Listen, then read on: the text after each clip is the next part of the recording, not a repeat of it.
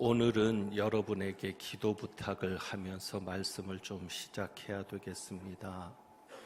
제가 일부 예배 설교를 해보니까 많이 힘이 들었습니다. 어제 아침부터 저녁까지 장례식 2군데를 쫓아다니느라고 좀 힘이 들었고 말씀에 집중하기가 어려웠습니다. 그러다 보니 마침 오늘 본문이 어려운 본문이었습니다. 그래서 일부 예배 설교를 해보니까 참 힘들고 풀어나가기가 쉽지 않았는데, 그래서 여러분에게 기도 부탁을 드립니다. 다른 날보다 좀 더 집중하시고 기도하는 마음으로 함께 말씀을 나누었으면 좋겠습니다. 지난주에 이어서 이 본문을 보게 된 이유는 25절 때문입니다. 25절 예수님께서 말씀하시거든요. 서서 기도할 때에 아무에게나 혐의가 있거든 용서하라. 그리하여야 하늘에 계신 너희 아버지께서도 너희 허물을 사하여 주시리라. 오늘 말씀의 제목이 뜬금없이 웬 용서라는 제목인데 24절 말씀과 25절 말씀이 좀 연결이 잘 안 됩니다. 왜 갑자기 예수님께서 용서를 말씀하실까? 24절 지난주에 보았던 말씀이죠. 기도하고 구하는 것은 받은 줄로 믿으라. 그리하면 너희에게 그대로 되리라. 이 말씀 알겠는데 왜 25절에 가서 용서에 대해서 말씀하실까? 한편으로 생각하면 단순하게 이런 이해를 할 수 있을 겁니다. 기도하고 구하는 것은 받은 줄로 믿으라. 그러면 너희에게 그대로 될 것이라고 할 때 기도 응답의 조건이 용서라고 말씀하시는 것이 아닐까? 그냥 단순하게 이해하면 그렇습니다. 너희가 그대로 되려고 하면 무엇을 해야 된다? 용서해야 된다. 이렇게 그냥 단순하게 정리하면 되는데 아무래도 이상한 것은 25절에 보면 만약에 기도 응답의 조건이 용서라고 하면 예수님이 이렇게 말씀하셔야 되지 않겠어요? 서서 기도할 때에 아무에게나 혐의가 있거든 용서하라. 그리하여야 그대로 되리라. 이렇게 하면, 말씀이 그렇게 되면, 그리하여야 너희가 기도한 대로 그렇게 되리라. 이렇게 연결이 되면 그래 용서의 기도 응답의 조건이 용서구나라고 받아들일 수 있는데 그냥 용서로 끝나는 겁니다. 그러니까 뜬금없이 예수님이 용서에 대해서 말씀하시는 것처럼 보여지는 것이죠. 여기에서부터 이 말씀에 대한 묵상이 시작이 되는 겁니다. 왜 예수님께서 기도에 대해서 말씀하시다가 갑자기 용서를 얘기하실까? 분명히 기도 응답의 조건이 용서는 아닙니다. 이 문맥상 그렇습니다. 자, 그러면 우리가 마가복음 11장에서 예수님이 무엇을 우리에게 교훈하시고자 하는지를 정확하게 이해를 해야 합니다. 그래서 이 마가복음에 있는 이 무화과 나무의 사건을 우리가 제대로 보아야 되는데 13절을 보겠습니다. 13절에 보면 우선 여러분이 기억하실 것이 이겁니다. 13절에 멀리서 잎사귀 있는 한 무화과 나무를 보시고, 그러니까 마가복음에는 예수님께서 예루살렘 성에 들어가신 그 다음 날 무화과 나무를 이른 아침에 보신 겁니다. 그래서 시장하신 상태에서 무화과 나무를 보셨는데 그때 본 무화과 나무를 어떻게 기록하고 있어요? 13절에 멀리서 잎사귀 있는 한 무화과 나무. 자, 이것을 여러분 잘 기억해 두세요. 무화과 나무를 보셨는데 그 무화과 나무는 어떤 무화과 나무였다? 잎사귀 있는 한 무화과 나무. 그러니까 이것은 여러 무화과 나무가 있었는데 그 중에 잎사귀가 있는 나무는 이 하나였다라는 것을 전제할 수도 있고 잎사귀가 두드러집니다. 자, 그러면 마태복음 21장에 가서 봅니다. 마태복음 21장. 똑같은 사건을 기록하고 있는데 하나님은 똑같은 사건이라도 그 복음서에 따라서 교훈하는 것을 다르게 하기 위해서 그냥 사건을 설명하는 게 중요한 게 아니라 그 사건을 통해서 교훈하고자 하는 것이 있기 때문에 기록된 내용들이 좀 차이가 있습니다. 강조점도 다릅니다. 자, 보면 19절입니다. 21장 19절에 보면 마태복음에는 이렇게 기록되죠. 역시 예루살렘에 간 그 다음 날입니다. 그러니까 18절에 보면 이른 아침에 성으로 들어오실 때 시장한지라 여기까지는 같아요. 자, 19절에 길가에서 한 무화과 나무를 보시고, 자, 마가복음에서는 어떤 나무요? 잎사귀 있는 한 무화과 나무. 그런데 마태복음에는 잎사귀가 강조되지 않습니다. 그냥 예수님이 가셔서 잎사귀 밖에는 아무것도 찾지 못했다. 그러니까 열매를 거두지 못한 것은 이야기를 하는데 잎사귀를 강조하고 있지는 않습니다. 자, 그리고 예수님께서 무화과 나무를 저주하셨던 내용도 잘 한번 보시면 나무에게 이렇게 말씀합니다. 이제부터 영원토록 내가 열매를 맺지 못하리라 하시니 무화과 나무가 곧 마른지라. 자, 이것도 잘 기억해 두세요. 예수님께서 무화과 나무에게 어떻게 말씀하셨어요? 이제부터 영원토록 내가 열매를 맺지 못하리라. 그냥 단순하게 이제부터 영원토록 내가 열매를 맺지 못하리라. 그렇게 말씀하셨어요. 그리고 마태복음에서 강조하는 부분이 이 부분입니다. 이 19절에 보면 못하리라 하시니 무화과 나무가 곧 마른지라. 바로 말랐다는 겁니다. 예수님께서 그 말씀을 하시자마자 바로 무화과 나무가 말랐다는 것을 강조하고, 그래서 20절에서도 그 부분을 강조하고 있습니다. 제자들이 보고 이상히 여겨서 묻습니다. 무화과 나무가 어찌하여 곧 말랐나이까? 그냥 말랐습니까? 라고 묻지 않고 거기서도 무엇을 강조해요? 곧 말랐나이까? 그래서 마태복음에서 강조하고 있는 것은 뭐냐면 예수님께서 무화과 나무를 저주하시자마자 무화과 나무에게 말하자마자 무화과 나무가 바로 말랐다, 곧 말랐다는 것을 강조합니다. 그렇게 강조하시는 것은 이유가 있습니다. 21절에 보면 그러면서 어찌하여 무화과 나무가 곧 말랐습니까? 라고 이상히 여겨서 묻는 제자들에게 가르치시는 교훈이 21절입니다. 자, 여기에 보면 예수님이 말씀하죠. 내가 진실로 너희에게 이르노니 만일 너희가 믿음이 있고 의심하지 아니하면 이 무화과 나무에게 된 이런 일만 할 뿐 아니라 이 산더러 들려 바다에 던져지라 하여도 될 것이요. 여기에서 이제 예수님께서 무화과 나무를 통해서 제자들에게 교훈하시고자 하는 것이 나옵니다. 무엇을 교훈하시고 싶은 거예요? 예수님 말씀하세요. 만일 너희가 무엇이 있고 믿음이 있고 의심하지 않으면, 예수님이 그 사건을 통해 강조하고 싶은 것은 그거예요. 너희가 믿음이 있고 의심하지 않아야 된다. 너희가 믿음이 있고 의심하지 않으면 어떤 일이 일어난다는 거예요? 무화과 나무에게 된 이런 일만 할 뿐 아니라, 그러니까 너희도 말하면 너희가 믿음이 있고 의심하지 않는 상태에서 무화과 나무에게 나랑 똑같이 말하면 무화과 나무가 마를 수 있다.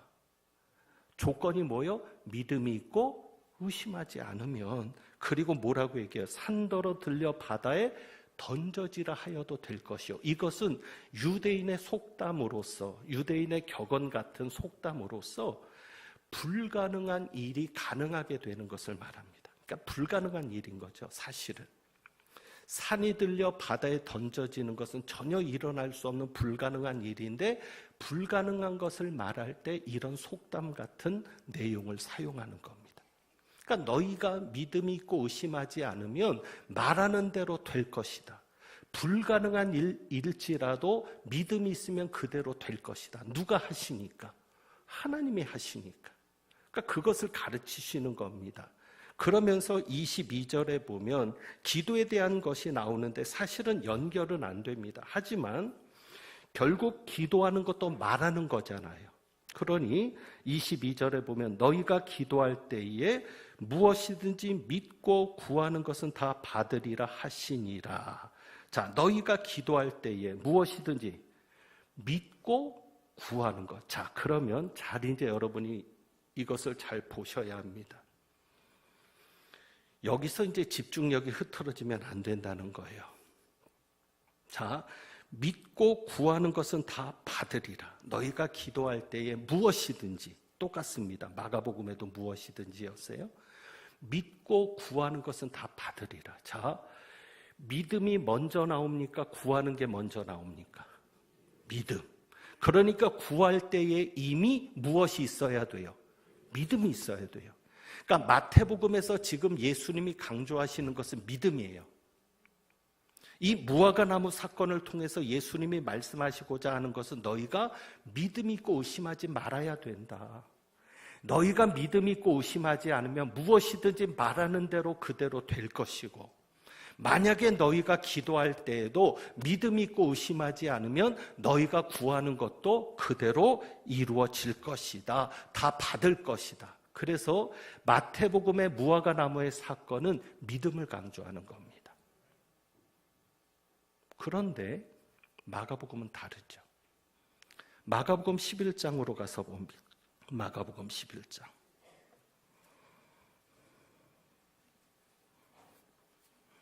마가복음 11장.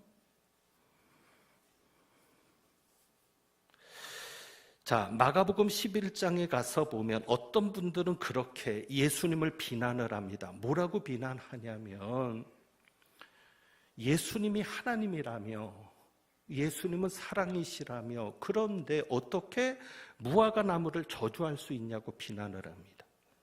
그러니까 뭔가 성경을 좀 아는 사람들이 예수 믿기가 힘든 거죠. 제대로 알아야 되는데, 그죠? 그러면서 13절을 보면 멀리서 잎사귀 있는 한 무화과나무를 보시고 혹 그 나무에 무엇이 있을까요? 가셨더니 가서 보신즉 잎사귀 외에 아무것도 없더라. 그러니까 열매가 있을 줄 알고 갔는데 열매가 없었거든요. 그런데 이유가 있어요. 13절에 무엇이 아니니까 이는 무화과의 때가 아님이라. 당연하잖아요. 열매가 달릴 때가 아닌데 예수님 가서 열매를 찾았고, 근데 열매가 없다고 저주하셨어요. 그러니까 어떻게 보면 그 사람의 이야기가 당연한 것처럼 생각이 돼요. 왜? 열매 때가 아닌데 무슨 열매를 찾냐는 거죠. 그리고 열매가 없다고 저주하시니까 예수님의 행동이 이해가 안 되는 것은 당연합니다. 그러나 마가복음에서 강조하는 게 뭐예요? 13절에 뭐를 강조해요? 잎사귀 있는 한 무화과나무. 마가복음에서는 무엇을 강조한다? 잎사귀를 강조한다. 왜? 무화과나무는 잎사귀가 있으면 반드시 무엇이 있어야 되니까? 열매가 있어야 되니까. 무화과나무의 특성은요, 봄꽃처럼 봄에도 꽃이 먼저 피잖아요. 그러니까 무화과나무의 특성은 열매가 먼저 열린다고 합니다. 그러니 잎사귀가 있으면 반드시 무엇이 있어야 돼요? 열매가 있어야 되는 거죠. 그래서 예수님이 그 열매를 기대하고 가신 건데, 무화과의 때가 아니면 잎사귀도 없어야죠. 그랬으면 가시지도 않죠. 근데 잎사귀가 있는 것을 보고는 열매가 있을 줄 알고 가셨는데 열매를 얻지 못하니까 저주하신 겁니다. 그럴 때 14절에 보면은요, 14절에 보면 예수께서 나무에게 말씀합니다. 이르시되 이제부터 영원토록 사람이 내게서 열매를 따 먹지 못하리라 하시니 제자들이 이를 듣더라. 제자들이 이를 들었다는 것을 또 이야기하는데, 자, 마태복음은 뭐라고 기록되어 있죠? 지금부터 영원토록 열매를 맺지 못하리라. 그냥 열매를 맺지 못한 것만 기록하죠. 그런데 마가복음은 뭐라고 기록해요? 사람이 내게서 열매를 따먹지 못하리라. 그냥 열매를 맺지 못한다는 게 아니라 이제부터는 더 이상 사람이 너에게서 열매를 따먹지 못할 거야. 자, 무화과 나무는 왜 존재하는 겁니까? 사람이 열매를 따먹기 위해서 존재하는 게 무화과 나무의 목적이거든요. 그런데 사람이 너에게서 열매를 따먹지 못하리라는 것은 뭐예요? 이제부터 너의 사명은 끝난 거야. 이것은 사명과 관련해서 말씀하시는 거예요. 예수님이. 무화과 나무의 사명은 열매를 제공하는 겁니다. 그런데 이제부터 사람이 내게서 열매를 따먹지 못할 거야. 단순히 무화과 나무가 마를 것을 얘기하는 게 아니라 사명이 끝났다는 것을 얘기합니다. 잎사귀가 있으니까 반드시 뭐가 있어야 돼요? 열매. 여러분, 제 잎사귀는 뭘까요? 목사. 여러분이 저를 볼 때 목사니까 기대하는 게 있을 거 아니겠어요? 우리 장로님들의 잎사귀는 장로일 것이고, 안수 집사님들의 잎사귀는 집사일 것이고, 권사님들의 잎사귀는 권사일 것이고, 찬양대 잎사귀는 찬양대일 것이고, 어찌 보면 그것은 이름이죠. 그러면 거기에 맞는 열매가 있어야죠. 그 열매가 없을 때 이제부터 사람이 내게서 열매를 따먹지 못할 거야. 그 얘기는 뭐죠? 이제 너의 사명은 끝났어. 사람들이 교회를 나올 때 기대하는 것이 있지 않겠습니까? 그러면 그 열매를 사람들이 따먹을 수 있도록 교회가 목적대로 가야죠. 그런데 그렇지 못하면 이제 네 사명은 끝났어. 그런데 예수님께서는 이 무화과 나무의 사건 속에서 지금 무엇을 보고 있는가 하면 예루살렘을 보고 있는 겁니다. 이스라엘을 보고 있는 겁니다. 실제로 구약에서는 이스라엘을 무엇으로 비유하냐면 무화과로 비유합니다. 그러니까 이스라엘을 비유하는 두 가지 과일이 있습니다. 하나는 포도나무고 하나는 무화과입니다. 그러니까 구약에서 이스라엘 백성들이 죄를 지었을 때, 하나님 앞에 범죄했을 때 하나님이 진노를 하시는데 대표적으로 예레미야 8장 13절입니다. 나중에 한번 보셔요. 하나님께서 진노하실 때 이런 진노를 하십니다. 이제부터 너에게는 열매가 없을 거야. 무화과 나무가 이스라엘인데 무화과 나무가 마를 것을 저주하십니다. ip사귀까지 마를 것을 이야기합니다. 그러니까 지금 이 열매 없는 무화과 나무는 대표적으로 지금 뭐예요? 이스라엘인 거예요. 그러면서 성전이 나오죠. 성전을 하나님을 섬기고 기도하는 집을 장사꾼들의 소굴로 만들었으니, 강도의 소굴을 만들었으니 하나님이 이스라엘을 저주하시는 겁니다. 이제부터 너는 마를 거야. 그래서 20절에 보면 20절에 마태복음은 곧 말랐다는 것을 강조합니다. 왜? 말씀드렸잖아요. 우리가 믿음이 있고 의심하지 않으면 어떻게 된다? 말하는 대로 하나님께서 그대로 시행하신다. 우리가 기도할 때 구하는 것은 다 주신다. 왜? 무엇이 있으면? 믿음이 있고 의심하지 않으면. 그러니까 믿음을 먼저 얘기한다고 말씀드렸죠. 그래서 보여주시는 게 뭐예요?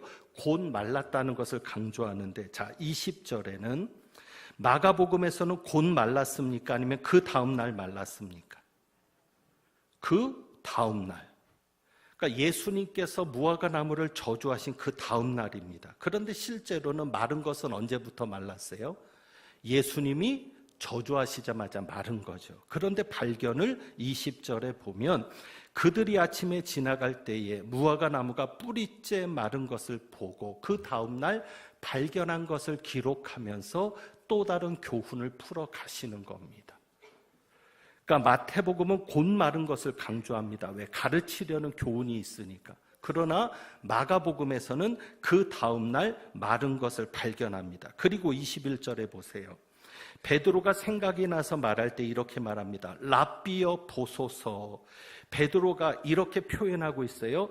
저주하신 무화과 나무가 말랐나이다. 저주라는 말을 썼어요.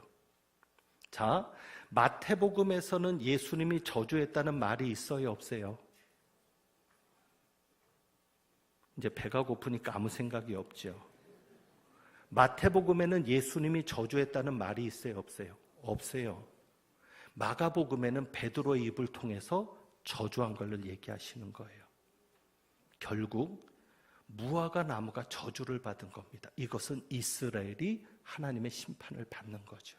어찌 보면 구약에서는 무화과 나무인 이스라엘을 하나님이 저주합니다. 그렇다면 신약에 와서는 예수님이 누구다? 하나님이다. 예수님이 하나님이다는 것을 드러내는 것이고요.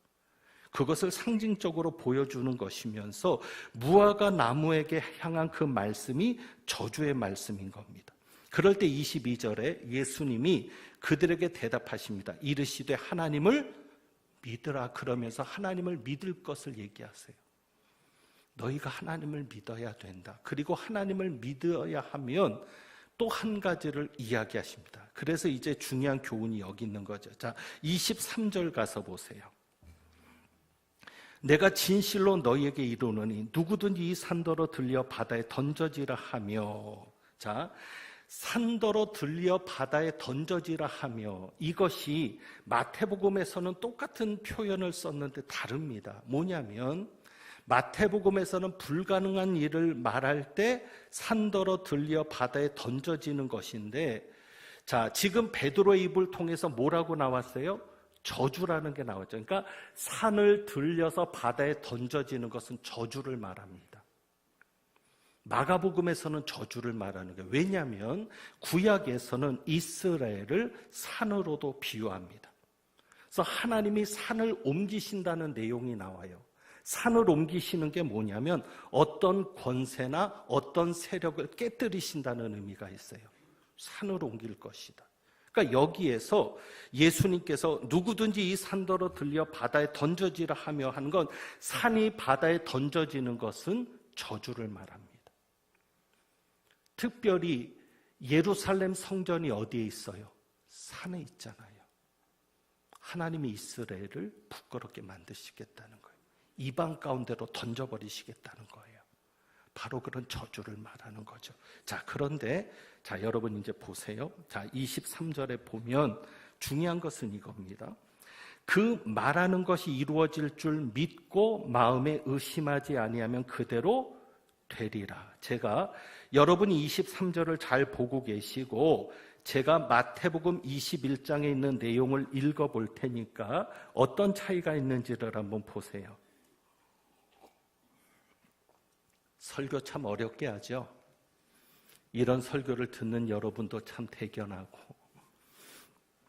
자, 23절에 있는 말씀을 여러분이 잘 보면서 아까 제가 강조했던 부분이 있습니다. 자, 21절, 마태복음 21장 21절에 제가 읽습니다. 이렇게 되어 있습니다. 만일 너희가 믿음이 있고 의심하지 아니하면 이 무화과 나무에 된 이런 일만 할 뿐 아니라 이 산더러 들려 바다에 던져지라 하여도 될 것이요. 자, 마태복음에서는 무엇이 먼저 나와요? 믿음이 먼저 나오죠. 너희가 만일 믿음이 있고 의심하지 아니하면 이 산더러 들려 바다에 던져지라 하여도 될 것이요. 그런데 마가복음에는 믿음이 먼저 나와요? 뒤에 나와요? 뒤에 나와요. 어떻게? 누구든지 이 산더러 들려 바다에 던져지라 하며 그 말하는 것이 이루어질 줄 믿고 마음에 의심하지 않으면. 차이가 있죠. 무슨 얘기죠? 마태복음은 아까 말씀드렸죠. 믿음이 있는 상태에서 말하는 겁니다. 믿음이 있는 상태에서 기도하는 겁니다. 그러나 마가복음은 뭐예요? 내가 말하고 내가 기도한 다음에 믿고 의심하지 않으면 그대로 되리라. 그러니까 결국은 마가복음은 뭐냐면 기도를 강조하는 겁니다. 마태복음은 믿음을 강조합니다. 너희가 믿음이 있어야 된다. 너희가 의심하지 않아야 된다. 그러나 마가복음에서는 기도를 강조합니다.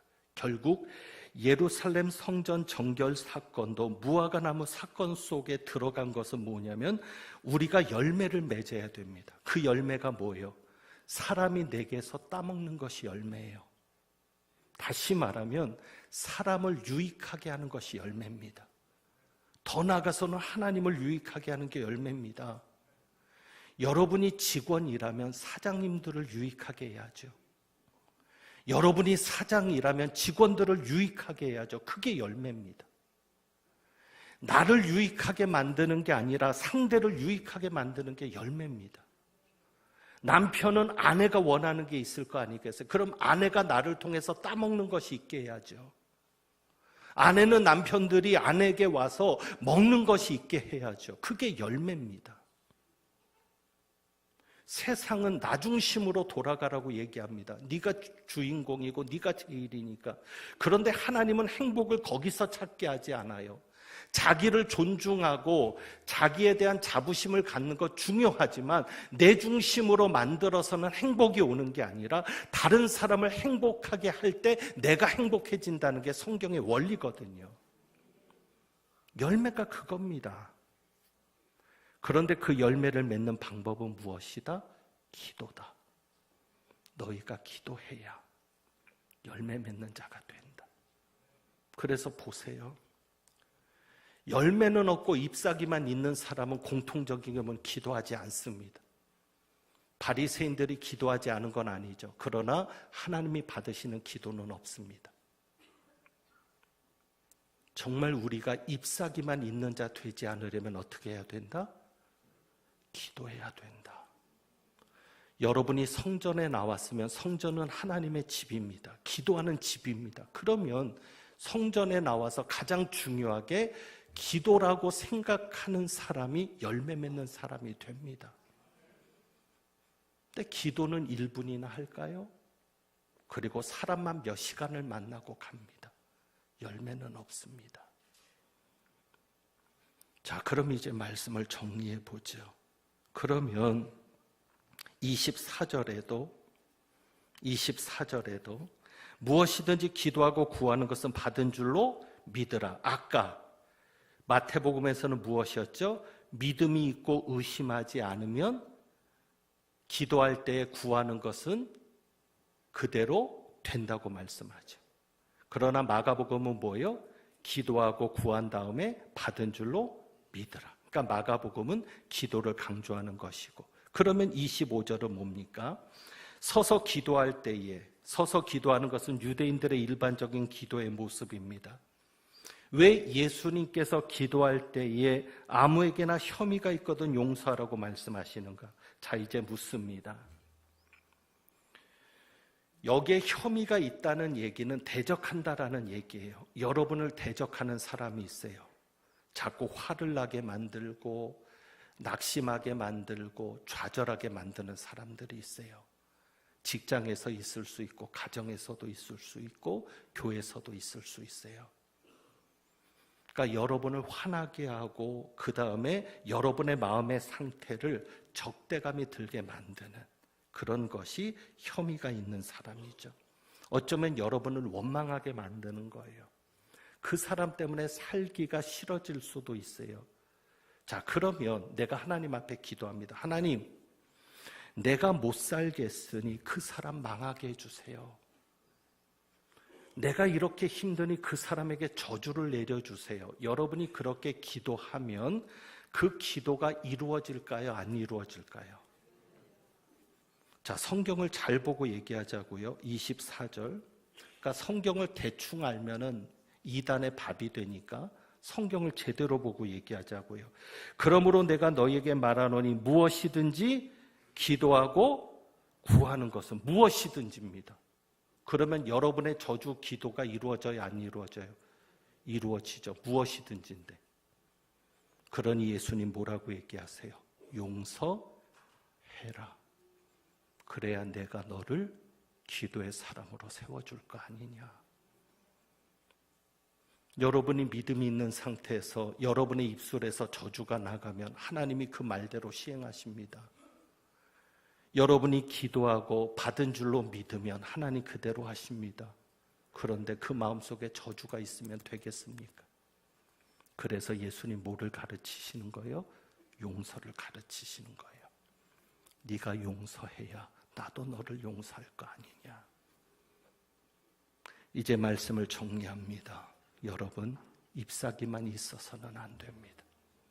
이름값을 하셔야 됩니다. 여러분이 직분을 맡았다면 그 직분에 걸맞는 열매가 있어야 합니다. 그 열매는 다른 사람들이 여러분에게 와서 원하는 것이 열매일 겁니다.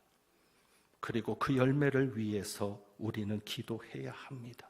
기도하는 자가 열매를 맺는데 무엇보다도 여러분의 마음속에 용서가 필요합니다. 왜? 저주를 가지고 기도하면 안 되니까.